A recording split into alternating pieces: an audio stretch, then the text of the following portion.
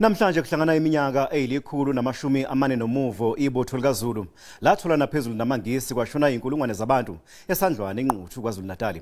Umbongazi walomlando uzobanjwa ngempela sonto. Lempi yayibuthwe isile sesakhothama sasondini ucetshwayo kaMbande. Ngokusho kaSomlando wenhlangano indabuko yakho isisusa salempi kwakuyimthetho yabishaywa abelungu emhlabeni wesilo ucetshwayo kanye nombango womhlaba. Kwaba nombango womhlaba phakathi kukaZulu nawo amangisi. Amangisi ayesefuna umhlaba ongaphezulu kwalo ayonikwe isilo umpando esasibuse ngaphambili kwesilo ucetshwayo. Ekakhulukazi izwe laliphakathi komfulingcome nomzinyathi. Isilo ucetshwayo sayilwa ngamaqhinga nobunhloli. Wayeyaliwe isilo ucetshwayo ukuthi wena uboqhamuka ngasemfuleni imangeni amangisi waphazamise mabebona wena wenze ngathi uyakuba uphinde uhlehle ukuze baphazamiseke laba bathola ithuba laba babeqhamuka ngenhla ngasemfuleni ingwebini bathola ithuba lokuthi bayobuthisa duze nentaba isandlwana.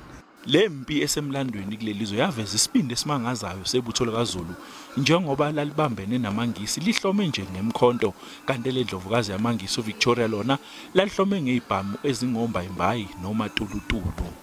Kuthe kusenjalo iya ngeimpondo zayo olwesikudla nolwesinxele isifuba simaphakathi nendawo kwasuka enye insizwe yayishiselwa igazi la yayishoshovu okuyinkosi umkhosana kaMvundlana wakwabiyela wasuka ebuthweni lakho uKhandamba emva gijima phambili washiyonke amabutho wayiqonda ngqo impi yamangisi ngaleso sikhathi yayisidubula izibhamu ekaZulu yona isahlehla. Lempi ayiphelelanga nje esandlwana. Kwaba impi enkulu ibizokuthiwa impi yaseshiyani lapho ke lwagoba khona uphondo likaZulu sekusebusuku amabhunu edubula kakhulu ngoba lapho lalingekho iqhinga lokuthi mabephelelwa izinhlamvu sikwazi ukungena phakathi kwabo.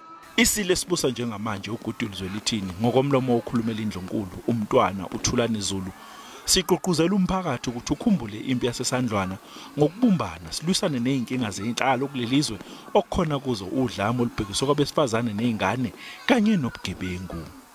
Uma silwa sihlangene sibe munye namhlanje singakwazi ukunqoba nathi silingise lawo mabutho asesandlwane ayeholwa inkosi yasondini.